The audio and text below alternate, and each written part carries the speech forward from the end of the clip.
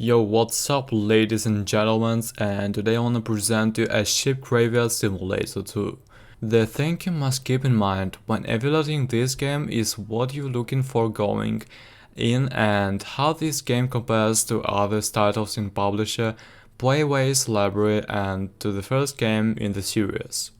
Ship Graveyard Simulator 2 is a salvage game where you're dropped into a shipyard given a set of tools and must scrap parts of entire naval vessels however you please, be it systematically or chaotically.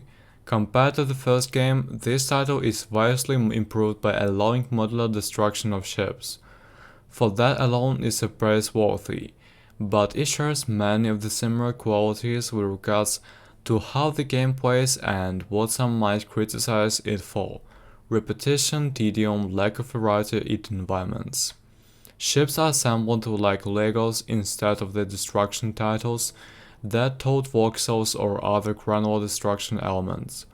In fact, this game shares a lot with the gold standard in this genre, Hardspace Shipbreaker. Not a bad title to take inspiration from.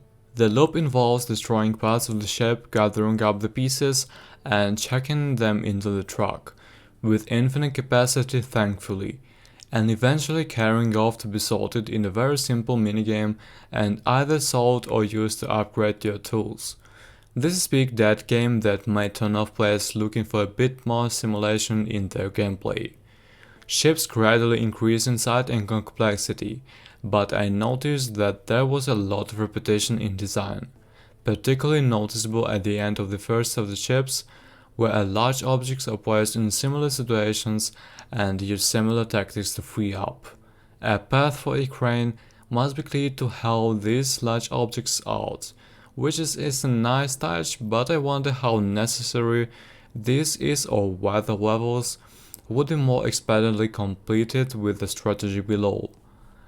After you clear the path and gotten everything of value out of the ships, a familiar pattern sets in where you can try the game's logic to isolate the destructible walls and floors from the ship's superstructure so that everything falls apart by itself.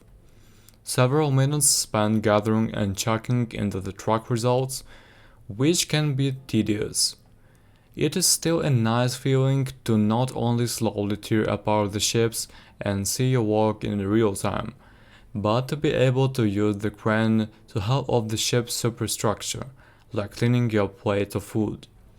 The tools themselves are improved. Upgrades change the game from taking some effort to peel off walls and slide through junctures into rip and tear in terms of efficiency and speed.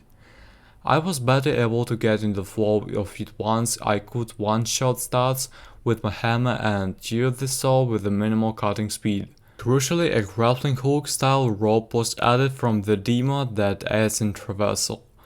While it doesn't always look great, the fact that it's there was welcome.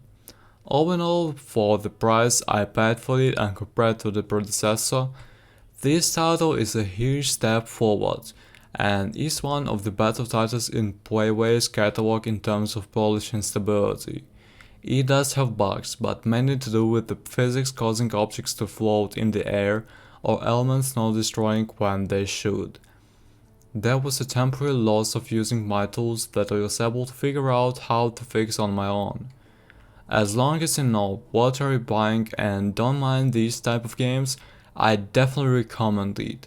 It's no Hardspace Shipbreaker, but even Hardspace, for all its polish, had significant issues and a controversial deployment cycle with a similar constraint variety, and not many of these type of niche games are being made. Thank you guys for watching this video and don't forget to hit the like button and subscribe to my channel.